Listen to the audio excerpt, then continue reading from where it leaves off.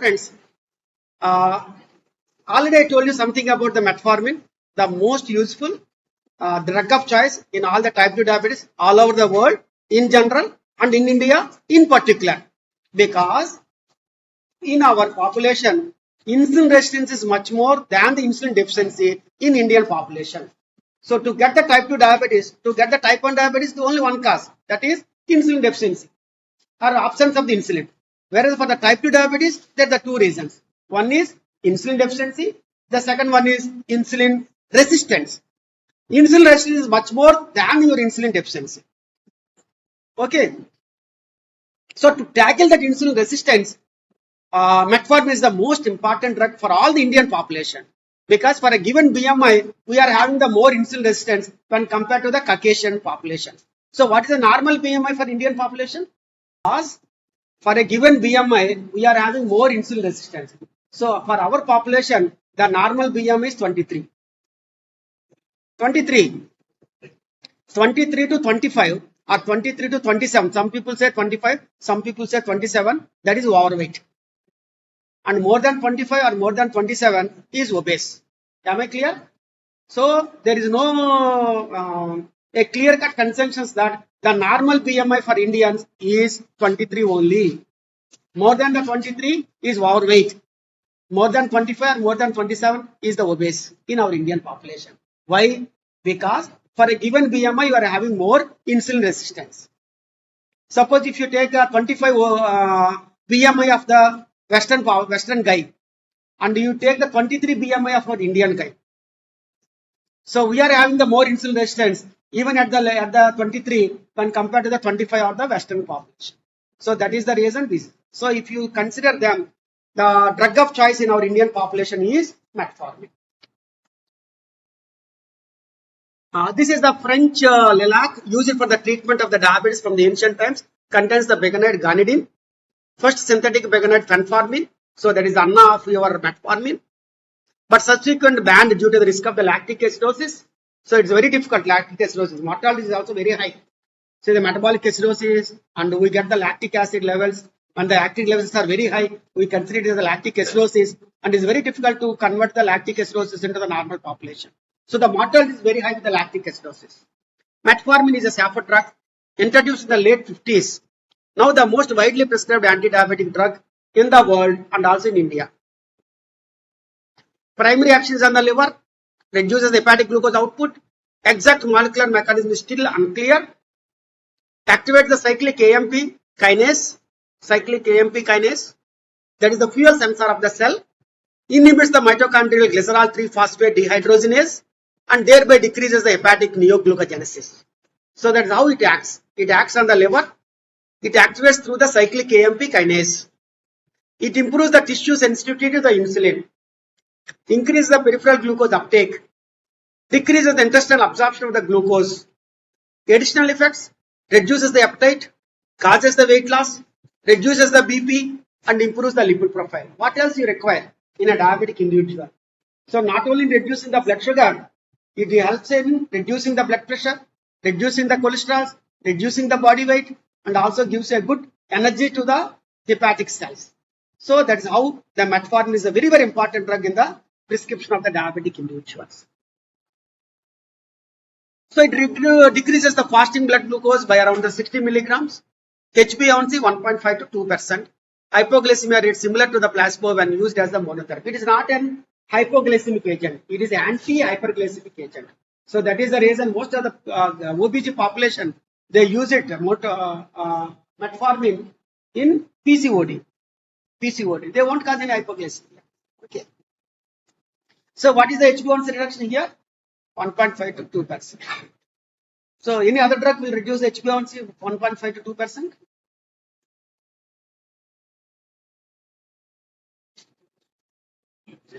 Yeah, sulfonylureas. Sulfonylureas also will reduce the HbA1c same ways, 1.5 to 2%. All other drugs will reduce less than 1.5.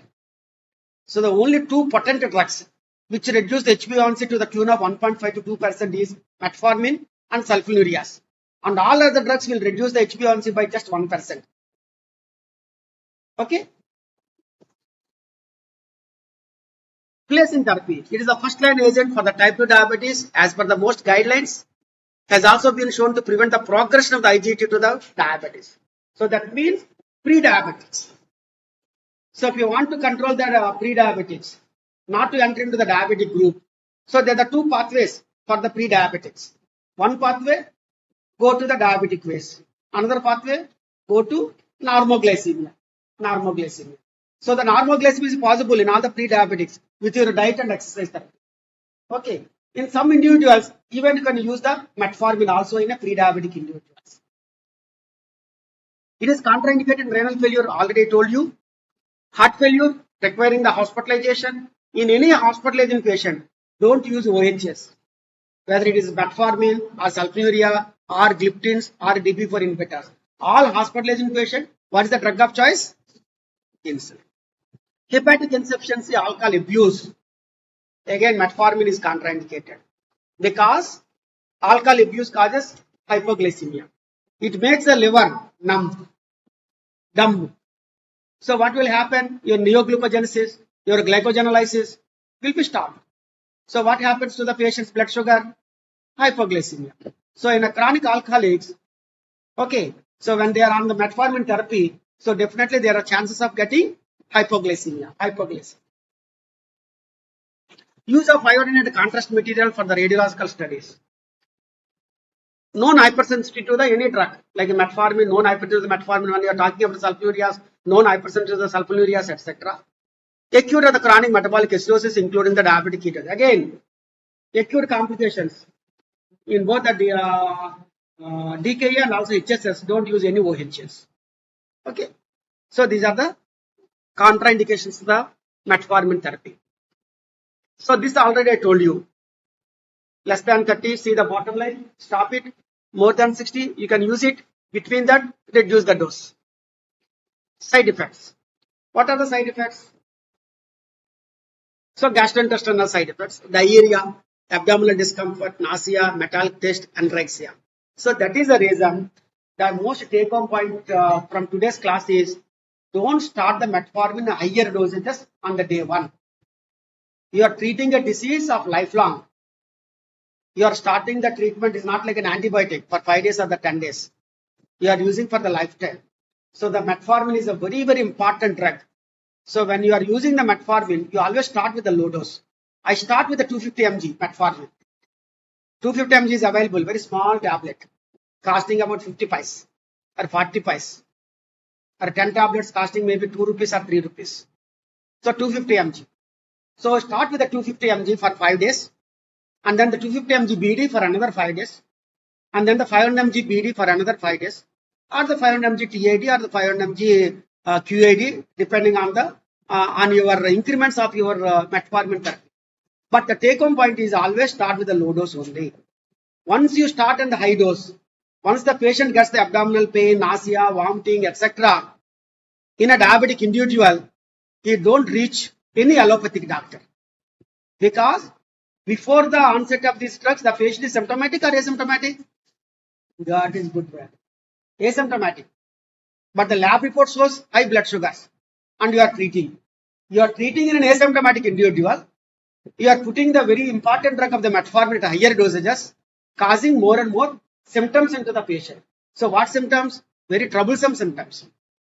Nausea, vomiting, abdominal pain, diarrhea, etc. No one likes to take those drugs. Once you stop these drugs, the complaints also will stop. So what is impression? Why should I use the drugs? Why should I get the complications? Why should I get the symptoms? So even though my blood sugars are higher, I am asymptomatic. So let me continue as long as I am symptomatic. So when will he be symptomatic? When he get the acute myocardial infarction or cerebrovascular diseases or any renal failure, etc., you will be symptomatic. Okay. So this is a very important take home point. So always start the metformin at a lower dosages only. So let the patient accustom to this dose. Always start with 250 mg, OD or BD, and slowly up titrate. Don't start 500 mg BD or 500 mg TID. So it can be minimized by starting with the low dose and gradual up titrating and by the use of the sustained release preparation. Always tell your patient when you are prescribing the metformin, oh Subbarao, I am using the metformin, you may get abdominal pain, may get nausea, vomiting, may get diarrhea. Don't worry about it. So suppose if the patient gets on the third day or the fourth day or fifth day, if you get the same symptoms, then he realized it. So already my doctor told these side effects, nothing to worry. So as the days goes on, so slowly these side effects will nullify and the patient will be untreated. Suppose if you don't tell these side effects, he thought that something wrong with this drug and he totally stops taking. And the most important thing is he changes the system of the medicine. For allopathic, he goes to positive homeopathy, and then he goes to the naturopathy, and finally goes to the Tirupati. So chronic metformin therapy may cause the vitamin B12 deficiency also. Okay, vitamin B12 deficiency in the chronic metformin therapy. B12 is a bit checked. Lactic acidosis is very rare with the metformin. Unlike with the fenformin, fenformin is very common. Patients on some sustained release of the preparation of metformin occasionally report passing apparently intact tablets in the stool. This is the very important. Some people, they carry the tablets, ghost tablets. So they pass the stools. Same tablet. Okay. So doctor, why are you prescribing these tablets? The same tablets I am getting in the stools. So this is the ghost tablets. So this is a harmless phenomenon and requires only reassurance. Even though the tablets looks like the same, but already the drug has absorbed. Okay. So this is the ghost tablets. So Mr. M, 52-year-old, is newly diagnosed with type 2 diabetes. His BMI is 31, fasting is 184, PP is 246, A1 is 8.9. So what will be your line of the management? When would you like to reassess his glycemic control? Single word, diabetes. So this is the case of diabetes. Diabetes means diabetes plus obesity. Diabetes plus obesity. Which type of the diabetes here? Is it type 5, type 4, 3C, 1 or 2? 2 only. Type 2, 52-year-old. Type 2 diabetes. Type 2 diabetes. So what is your line of management in all the type 2 diabetes? What is the line of management in obese individual? One is lifestyle measures. So don't jump to the drugs in all the obese individual, in all the type 2 diabetes. So first thing is always lifestyle measure. So please stress on the importance of the diet. What are all the points I told you? So please from tomorrow onwards, when you see such cases, don't jump to start metformin or etc. First, say the patient, see your diagnosis is diabetes plus obesity. So diabetes. So before the drugs, you need to alter lot of the things. So one is dietary restrictions. The second one is exercise. And then the drugs. So whenever you see such cases, immediately you say yourself, what is the hike of the HbA1c in this patient? What is the hike of the HbA1c? The first question you should ask yourself is what is the hike of the HbA1c in this patient? So hike here is at the age of 52-year-old. So my average lifespan for all of my patients is 80 years. 8 years anukuntanu. 8 years anukunte inka enta kalam batakali vida? 28 years batakali. So 28 years బతకాలంటే నువ్వు HbA1c ఎక్కడ పెట్టాలి? 6.5 లో పెట్టుకోవాలి. ఇంకా తగ్గించుకోండి, 6 పెట్టుకుంటే ఇంకా మంచిది. పోనీ అట్లా 6.5 అనుకుందాం. So 2.5 mg, 2.5% of the HbA1c is not possible to reduce with the metformin alone. So you need a second drug here prescribed along with the metformin. So that is another question. That type of the thinking you should have. So first question you ask yourself, what is the hike of the HbA1c in my patient? Number 2 question. So is the metformin suitable in him or not? Because it is very important drug for the Indian patient. It is suitable. Okay, use metformin. Then second question, is the metformin sufficient or not? Oh, not sufficient.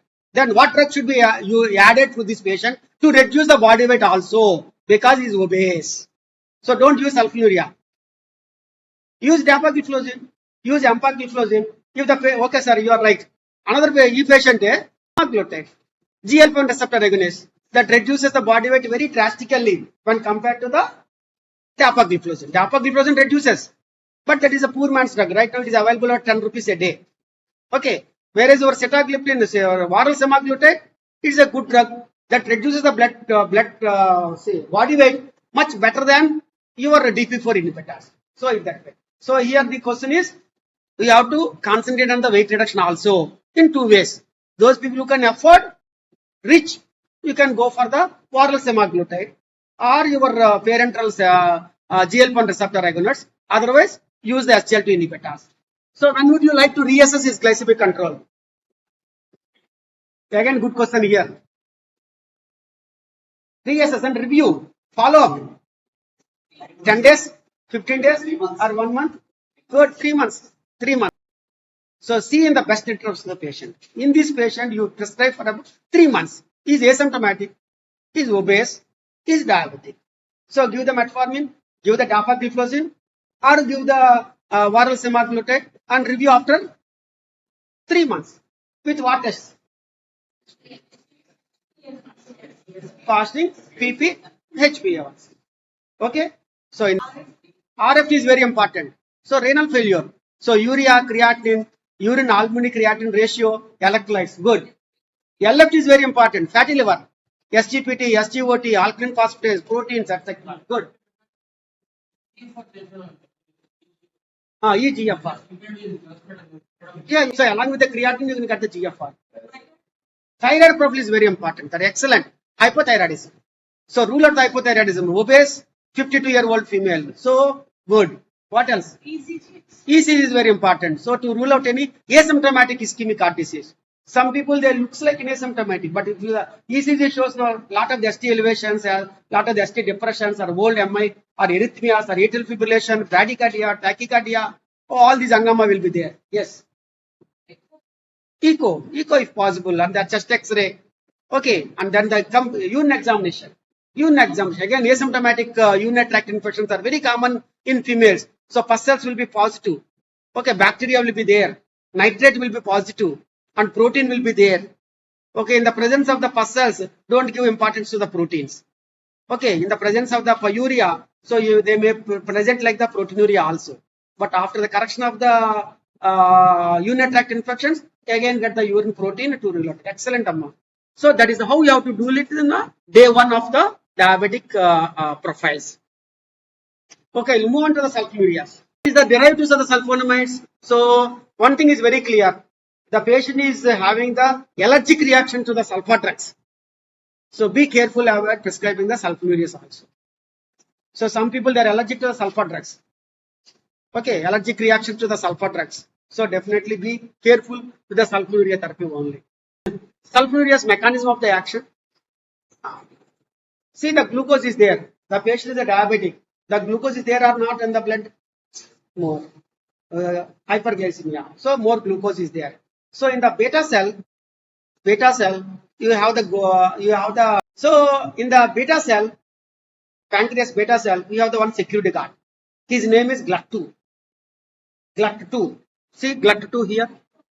Okay. So the glucose. So glucose, GLUT2 blocked. No, don't enter. Then the glucose tell to the beta cell. See, a lot of hyperglycemia is there in the body. So if you don't open the door, so your patient, your body will have a lot of the hyperglycemia, and then the people will die of DKA, etc. Then the GLUT2, okay, they open the door. So what will happen when the glucose enters into the beta cell? It gives energy to the beta cell. Obviously, it's a glucose. So ATP energizes. So after the ATP energizes, what happens to your calcium channels? That will be blocked. Okay. So after the blocking of the potassium channels, the calcium channels will open. So once the calcium channels open, again the insulin will be released into the portal circulation. So the 4 points you should remember. The sulfonylurea therapy. So the security guard, the name is GLUT2. So GLUT2 receptors open, and the glucose will enter into the beta cell, and the beta cell will get energized, and then there will be closure of the potassium channels, and then after closure of the potassium channels, the calcium channels will open, and once the calcium channels open, the insulin will be released into the portal circulation, and this insulin will help in reducing the blood sugars. So that is our physiology of the beta cell function. Am I clear? So these are the different drugs. Duration of the action, daily dose, anti-diabetic efficacy. See, they reduce the fasting blood sugar by 40 to 70 and A1C by 1 to 2%. How much metformin reduction? 1.5 to 2%. What is the sulfonylureas? 1 to 2%. So almost like the equal. The action is immediate. Best taken about 30 minutes before. This is the most important take-home point. All the sulfonylureas should be given before meals. Okay. So after meals, what will happen to your blood sugars? Increase. What you need to reduce the blood sugars? Insulin. Suppose you give the sulfonylurea before the food. So what will happen to the sulfonylureas? Stimulate the beta cells and releases the insulin. So that insulin will reduce your postprandial hyperglycemia. Am I clear? So this is very important. So when you are giving the sulfonylureas, better to give before the meals so that this sulfonylurea will stimulate the beta cell to release the insulin, and that insulin will reduce your postprandial hyperglycemia. Half an hour. Half an hour. Effectiveness depends on the availability of the sufficient endogenous insulin reserve. That is obviously. Suppose you are giving in the type 1 diabetes, sulfonylurea. So how much insulin will release?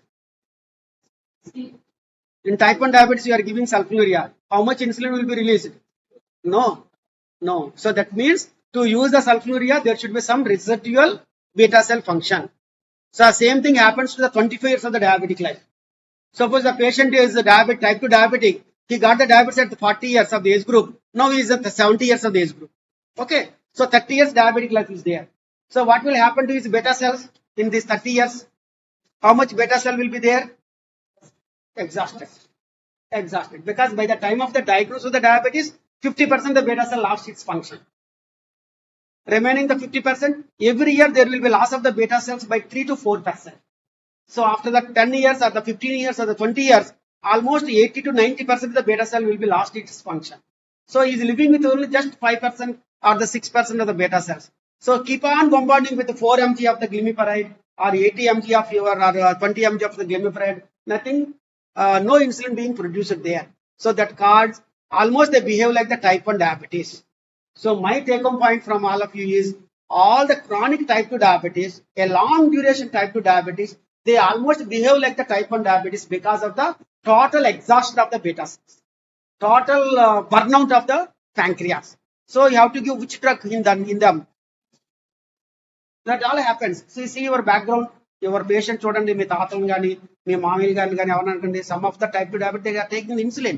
Why they are taking insulin? Yeah. Yes, you are right. Yes, you can detect the C-peptide levels. You are in a doubt, get the C-peptide. So C-peptide means endogenous insulin production. When the C-peptide is very high, you can use the sulfonylureas because there is already in the inner side beta cell function is there. Suppose if the C-peptide levels are very low, that means endogenous beta cell function is not there. Then go out to the insulin therapy. That's very good, Rambam Garu. So whenever you are in doubt, whether the fellow is the type 2 diabetes or the type 1 diabetes, or when the fellow is the type 2 diabetes requiring OHA or starting the insulin, get the C-peptide. And when you are in a doubt, and C-peptide will tell you. Suppose the C-peptide is very high, you use the OHS. When the C-peptide is very low, so that you start the insulin. See, the effectiveness depends. So the 20 to 30% of the patient may fail to respond to sulfonylureas even at the first use of the therapy. This is the primary failure. But fortunately, all Indians, we are not having the primary failure, but we are having the secondary failure. Secondary sulfonylurea failure. What is primary failure? On the day one, the drugs won't act. But fortunately, our people, when you start the 1 mg of the glimepiride, they get the hypoglycemia within the 5 days or the 10 days.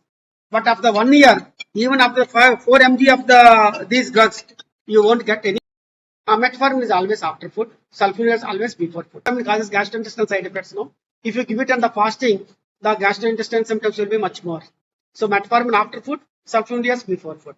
Suppose combination, when to give? Not before.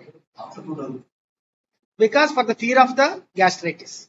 Suppose if the patient is not having any gastritis, then so immediately just before the food also you can take it, but not 30 minutes before the food. Definitely it causes a lot of the gastritis, metformin. So combination preferably give just before the food or immediately after the food. Whereas the sulfonylureas alone, you have to give the half an hour before the food. Metformin alone, you have to give after the food. Tend to become less effective with the continued use. A combination depending on the patient. Suppose if the patient is having the same history of the gastritis, etc., give after the food only. Suppose if the patient is not having any history of the gastritis, etc., you just before the food also you can give it. Only the practice will tell. Only with experience you can catch those points. So tend to become less effective with the country. This is the very important secondary failure. If you see the backlog of your patients, so they start with 1 mg of the Amaryl, very good good control of the blood sugars. Slowly, even you are using the 4 mg of the Amaryl or 4 mg BD, 8 mg of the Amaryl, again still the blood sugars are very high. So that shows secondary sulfonylurea. This is your clinician's judgment. So it's not the bookish one. So you have to judge by yourself whether the fellow is in the secondary sulfonylurea failure or not. If you think that if the patient is in the secondary sulfonylurea, what is the first step is stop using sulfonylureas. So stop those sulfonylureas and then start using other drugs. Or if they need, you can add the insulin also. So this is the most important practical point. So fortunately, we are not having the primary failure. All the people will respond very effectively with the earlier sulfonylurea therapy. But in due course, you may get the fatigue of the beta cells, and then you will have the secondary sulfonylurea failure, and then that is the time where you have to stop the drugs. That shows your beta cell fatigue. So in the initial days, definitely the response is very good, but in due course, the response will be very much diminished because of the fatigue. So continuous hypersensitivity to that particular drug, renal insufficiency. See, renal insufficiency, better not to use the sulfonylureas because hypoglycemia is very common.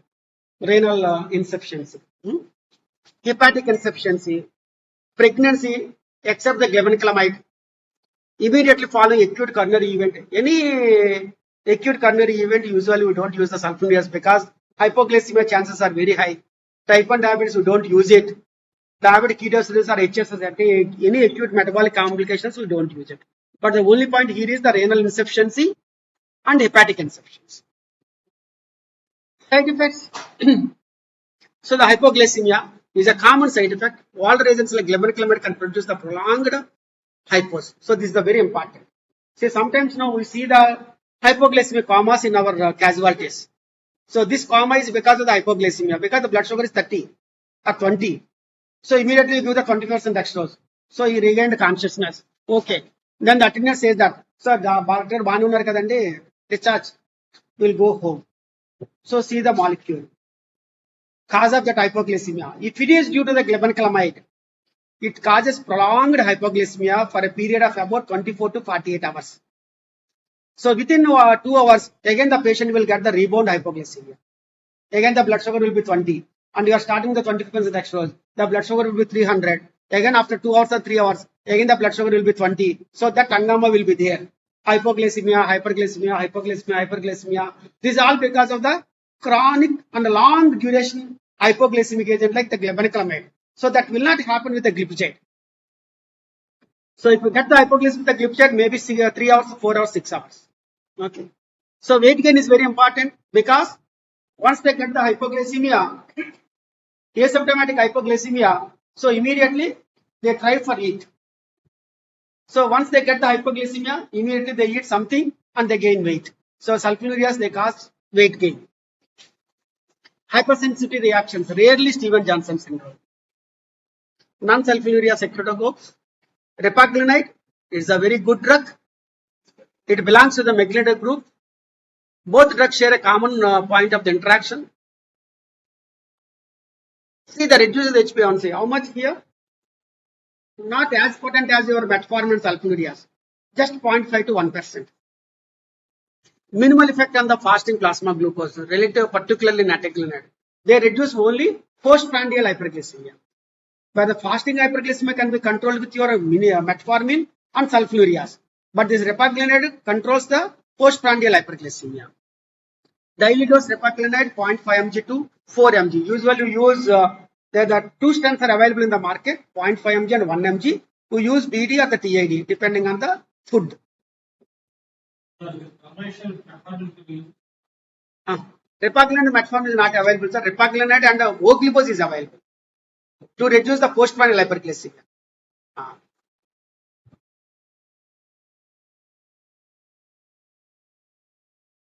See, this can be used in the renal failure. So the last one, it can be used in the renal because it is very short-acting drug and mild drug, unlike your glibenclamide or the sulfonylureas. Alpha glucosidase inhibitors. So out of them, The most important is the Vogelbos. So this is the brush border of the intestines for absorption. See the starch, that is your polysaccharide, disaccharide, then the absorption. So that will be delayed and the prevented is the alpha glucosage inhibitor. So the main action is that the intestinal absorption inhibitor.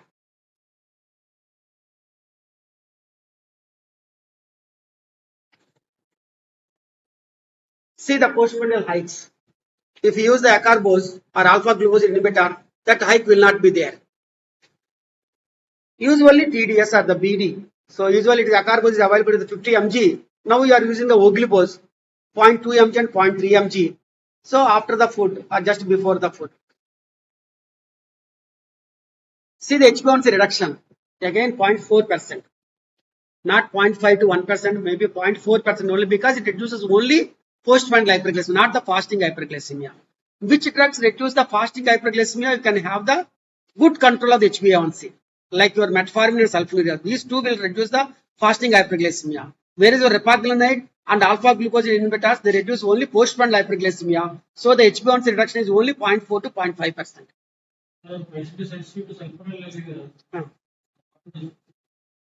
The patient sensitive to the sulfonylureas. So sulfonylurea acts mostly on the beta cells to release the insulin.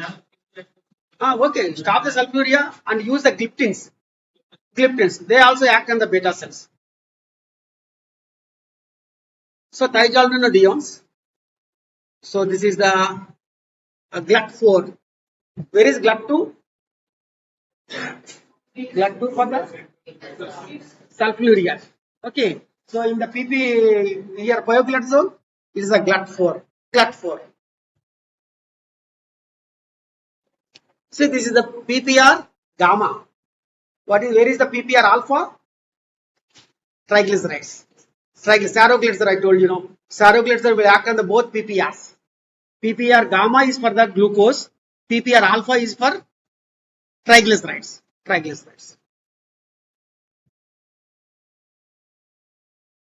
Side effects all I told you. Weight gain, fluid overload, heart failure, pedal edema, hypocalcemia, risk factor, the fractures, carcinoma bladder. So these are all very common side effects. The only thiazolidine available in India is the pioglitazone. See, all the Western countries know they use 15 mg TID. But fortunately in India, even 7.5 mg is also works well. So 7.5 mg pioglitazone is also available in Indian population. It can be given once a day without the reference to the meal timings. So unlike your sulfonylurea has to be given before food, metformin after food, okay, or your Vogelbos and repaglinide just before the food. So here, without any meal times, you can give it, the pioglitazone beauty.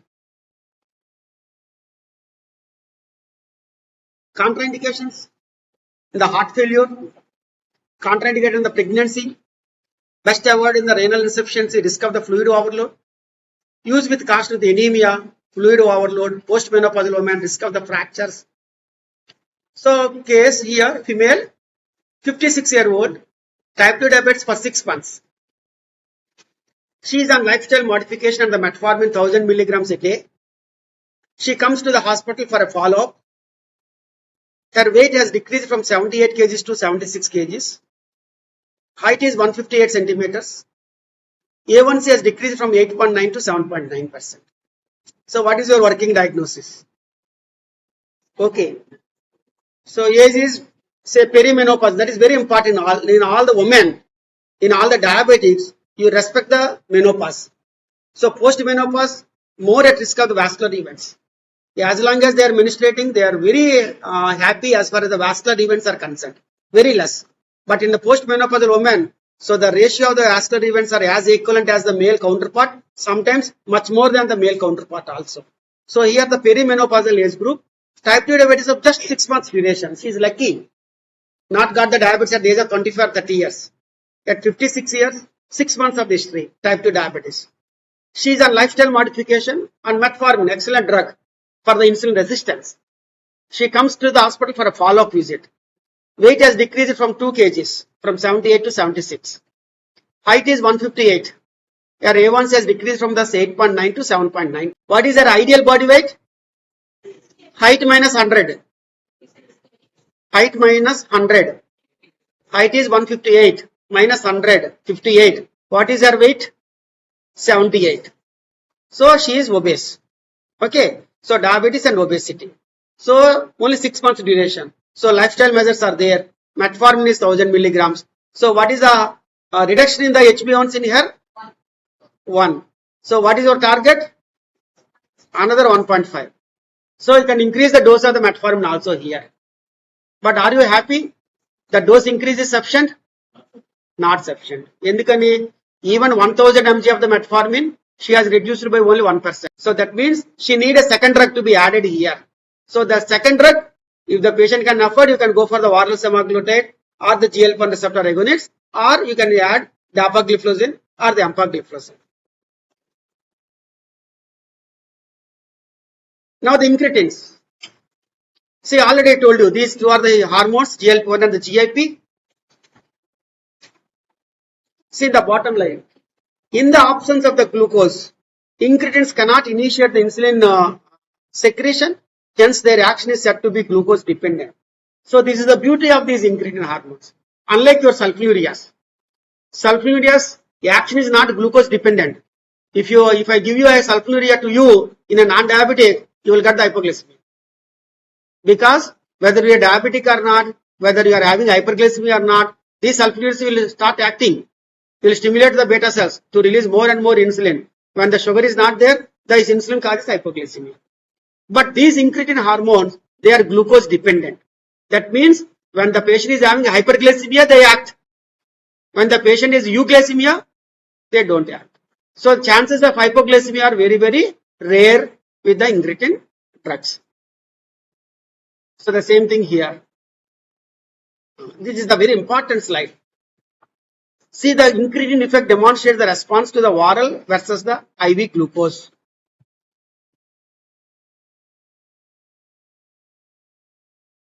So you have given the oral glucose and also IV glucose. Okay. You have one patient by Nagaraju name. You have given 100 grams of the glucose. Glucose ichi tagarannav, tagese. Okay, what happens to his blood sugar? Will go up. Suppose 100 grams of the glucose IV ichcha. So what happens to the blood glucose? Will go up. So that's what this first one. Whether your oral glucose or the IV glucose, the glucose will go up. Blood glucose will go up. See the second picture. The incretins. With the oral glucose, the incretins are there. With the IV glucose, the incretins are not there. Okay, that's what it indicates. So your oral therapy, your food will stimulate the intestines to release the GLP-1 incretin hormones, whereas your IV therapy will not stimulate the incretins, your intestines to release the incretins. This already I told you. So these are different mechanisms of the incretin hormones. I told you 5 ways of acting on it. They act on the alpha cell, they act on the beta cells, they act on the brain, they act on the intestines. So they also act on the liver to some extent.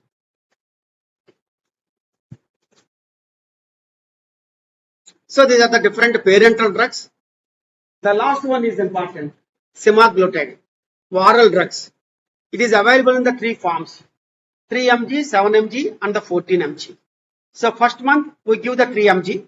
In the second month we uptitrate to the 7 mg. In the third month we uptitrate to the 14 mg. Am I clear? So don't give 3 mg for 1 week, and the second week 7 mg, and the third week 14 mg. You wait for minimum 1 month to uptitrate the dosages. So someone asked, this is the contraindication, medullary thyroid carcinoma or MED. There is a multiple endocrine neoplasia. So these are the different contraindications. So type 1 diabetes, we don't use it. End stage renal disease, severe GI disease and pancreatitis. Advantages.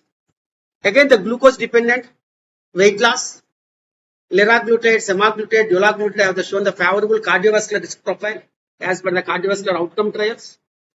Approved as a second line agent of the metformin for all patients with type 2 diabetes.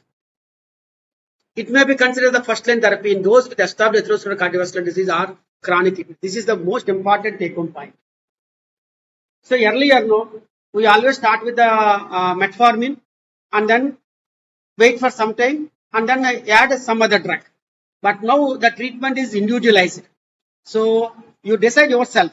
When the fellow is in front of me, say some Subramanium patient is in front of me, then I have to ask some questions by myself. Number one, is Subramanium is at risk of getting the heart failure in the near future? Is the Subramanium is at risk of getting the CKD? Is the Subramanium is at risk of getting the atherosclerotic cardiovascular disease? Is he at the risk of weight gain? Is he at the risk of hypoglycemia? So those questions I should ask myself. Suppose this fellow is at risk of atherosclerotic cardiovascular disease. How can you assess? This patient is obese. This patient is smoker. His mother got the myocardial infarction. His uncle got the myocardial infarction. And his aunt got the CKD, etc. A strong family history of the vascular events. He is a smoker. He is obese. He is also having the hypertension. And he is having the dyslipidemia. So it's definitely this fellow is at risk of atherosclerotic cardiovascular in the near future. Then my drug of choice is GLP-1 receptor agonists, because they are more cardioprotective drugs. More cardio. There are two more cardioprotective drugs among all these drugs. They are GLP-1 receptor agonists and SGLT2 inhibitors. So that is the reason SGLT2 inhibitors now being used by the cardiologists, even though the patient is a non-diabetic. Suppose diagnosis is heart failure. So what drug they prescribing? DAPA. Even in a non-diabetic individual. Suppose the patient is having proteinuria. What drug the nephrologists are prescribing? DAPA. Even though the patient is a non-diabetic. So that means that DAPA and this GLP-1 receptor agonists, these two are very, very cardioprotective drugs. So that is the reason when the fellow sitting before you is at risk of cardiovascular disease, is at risk of renal disease, if the patient can afford, the best drug to be prescribed them is GLP-1 receptor agonists or the SGLT2 inhibitors. So maybe the first line of the drug, even the day one, instead of the metformin, you can start this. Then I give a leading question to the patient. Subramaniam, can you afford the GLP-1 receptor agonists? I think for you, GLP-1 receptor is the best drug to be prescribed because you are obese, because you are a smoker, because you are hypertensive, because you are having the dyslipidemia, because your father got the myocardial infarction at the age of 45 years, because your aunt got the CKD at the age of 50 years, etc. So with a strong family history of all these things, I prefer GLP-1 as the best drug to you. Okay, side effects and see these are all gastrointestinal side effects, etc. Only one thing is clear: GLP-1 receptor, DPP-4 inhibitors. So nausea, vomiting, something, and some pancreatitis or some medullary carcinoma thyroid. That medullary carcinoma thyroid is a very rarest. I have not seen a single case. And then pancreatitis also you choose. Those people with chronic alcoholism, past history of the pancreatitis, etc. Better not to use, otherwise you can use it. So in such people also 95% you can use. So DPP-4 inhibitors. So I told you this Velan. What is that Velan? DPP-4 enzyme. So what it does? It blocks the actions of the GLP-1 receptor agonists. So by inhibiting that enzyme, you are making your endogenous GLP-1 stay for the longer period. Otherwise it is staying for just 5 to 10 minutes. If you block this enzyme, so that will stay for the longer period, so to have the beneficial effects. So these are all the different drugs. Already told you the different dosings. So Seta is 100 mg, Velda, Elobiptin, etc. They are orally good drugs. Pharmacodynamics are the same. Well tolerated. One case. A 43-year-old male detected to have the diabetes on an executive health checkup. Family history of the diabetes is present. BP 110/70, 90 kgs, 165 centimeters, BMI 33. Fasting 180, BP 270, A1C 7.8, ketosis is absent. So what is the working diagnosis? Now, what's the type of the diabetes? Type 2. How can you say type 2? One is age, strong family history, weight, good. These three are sufficient. Age, weight, family history. So type 2 diabetes. What is the ideal weight here? 165 minus 100, 65. Now it's 90. So more weight. So BMI, without BMI also you can say the patient is obese. So what is the control? A1C 7.8. What is your target? 6.5 at 43 years old. So keep at 6. Okay, or at 5.7. Okay. So your target is 7.8. So your reduction is 2% and coach. Drugs you prescribe metformin, will act both on the fasting and the postprandial. Sulfonylurea will act both on the fasting and the postprandial. Pioglitazone you can safely use in this population, so that reduces the postprandial. And voglibose reduces the postprandial. Repaglinide reduces the postprandial. Gliptins act on the both fasting and the postprandial. SGLT inhibitors act on the both fasting and the postprandial. Okay. So we are at the end. SGLT inhibitors. I already told you all these things. So additional benefits. SGLT inhibitor. It is a drug of choice for metabolic syndrome. What is metabolic syndrome? 4 diseases: diabetes, hypertension, obesity, dyslipidemia. Okay. So SGLT inhibitor, it causes lot of polyuria. It causes glucosuria. How much glucose will be lost in the urine every day? About 150 to 200 grams of glucose. How many calories? Each 1 gram is equal to 4 calories. So that means 250 grams means 1000 calories. 150 grams means 600 calories. 100 grams means 400 calories. That means as equivalent as your breakfast or as equivalent as your dinner. Okay, so that much amount of the glucose loss will be there in the SGLT inhibitors therapy. So what happens to your body weight? Reduce. So what happens to your blood pressure? Along with the glucose, lot of urine will be passed away. So there will be polyuria. So there will be sodium loss is also will be there. What happens to your blood pressure? Come down. So the blood sugar, blood pressure, weight will be seen. Reduction will be seen with your SGLT inhibitors therapy. Side effects 2. One is urinary tract infections, because a lot of glucose is there in the urethra, and the second one is monilial infections, candidiasis, very common. Sometimes penile candidiasis or vulvovaginitis is very common, maybe the initial presentation of the diagnosis of the diabetes in Indian population. So a lot of the people will have the itching in the secret areas, and then if you check the blood sugar, it will be 300, 400. So that could be the initial presentation in a type 2 diabetes in most of our Indian populations. So thank you very much for your patience.